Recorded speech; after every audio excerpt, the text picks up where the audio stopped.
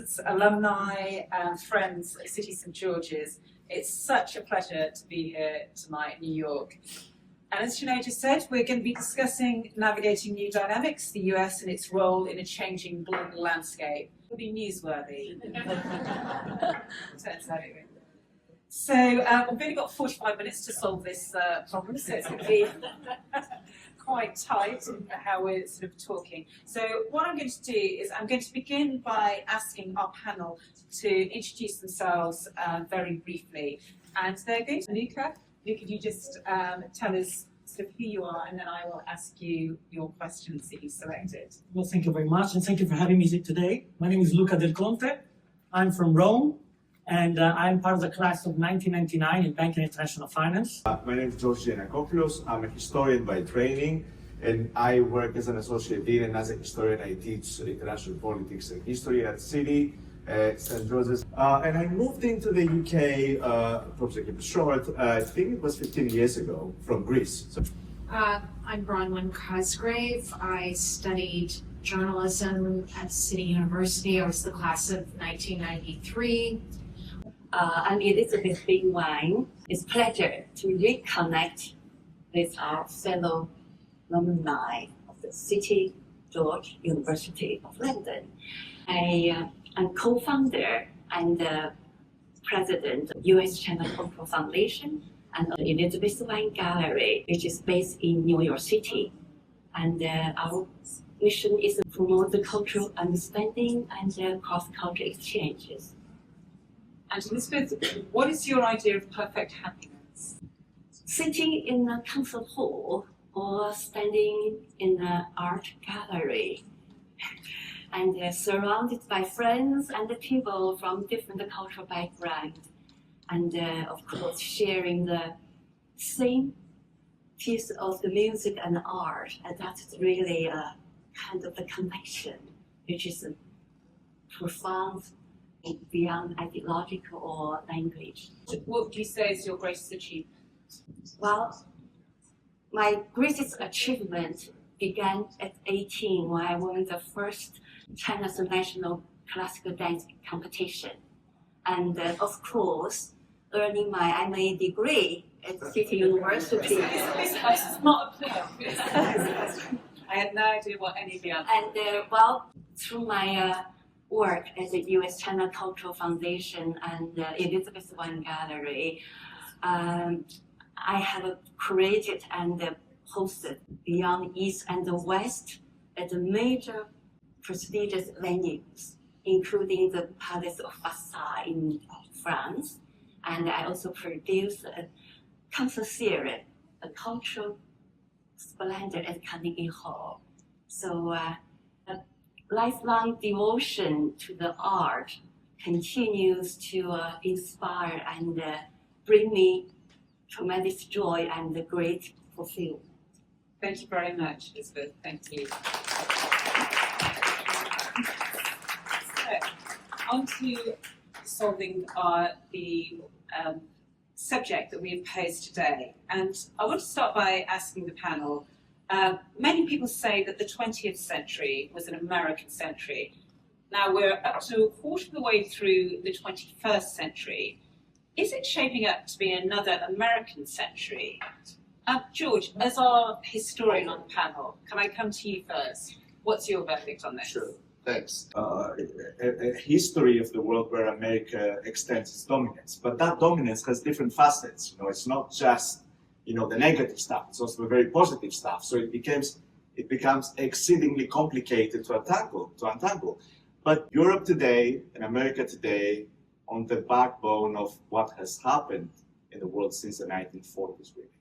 So yeah, that would be my confusion to say. So. No, I think that's absolutely how a historian would answer. No, Bruno, I have to say, as journalists, we like to. Yeah, I'm a fashion journalist.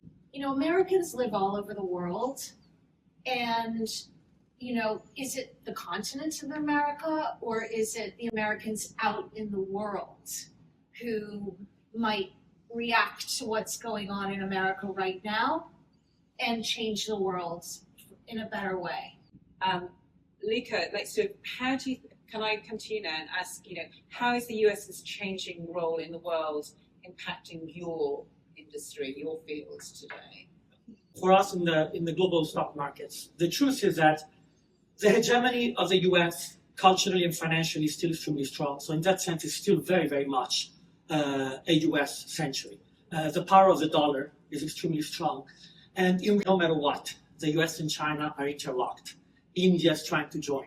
And the politics do what the politics do. But right here, right now, as I'm speaking to you, my daughter is on TikTok ordering a dress from China.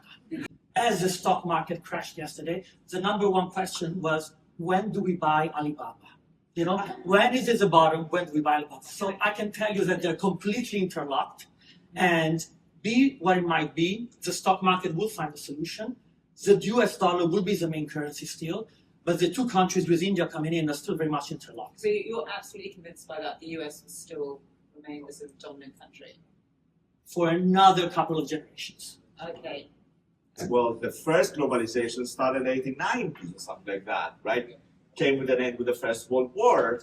Then there was a moment of second globalization. Now we're undergoing from. So it's just always important to think how we, looking at, the past 2 centuries, we come in moments where things are super connected, uber connected, then stuff happen, and people, get disconnected, tariffs, trade wars. Nothing of what we're living today is really new, I'd say, in a certain way.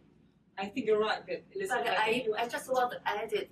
I'm not a historian, but I would say that U.S. for a long time as a global leader in music, film, and art, maintaining that influence that takes balance. And it's encouraging to see that the common sense has returning to our society, because art connects people and shapes the society. I think you're absolutely right that sort of art and culture, it does bring people together, and it's such an important thing. And actually brings me to another question: is there are changes. If you're working in a field outside the US, how can we get ready for? How can people working in your field get ready for the changes which are happening within the US? So, Luca, what advice would you have? AI will take over, being able to adapt to the new technology quickly, be very open mind, so if possibly before coming here, travel as much as you can around the world for whatever means you have. Bronwyn, what do you feel?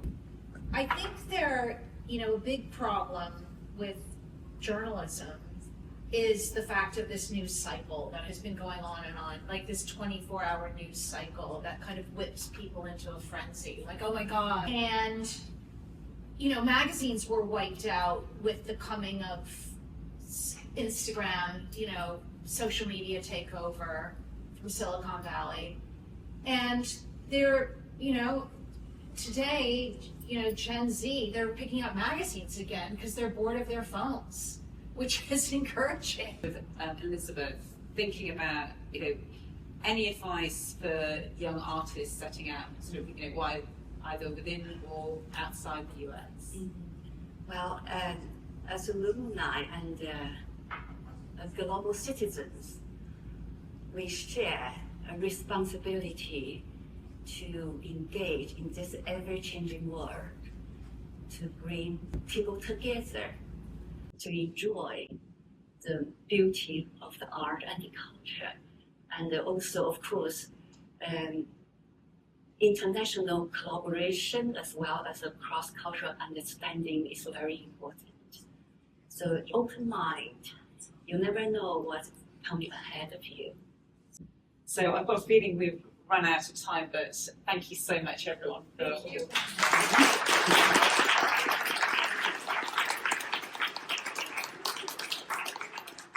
Right, after that fantastic panel, thank you so much to our wonderful guests. I think it's time for drinks and networking, right?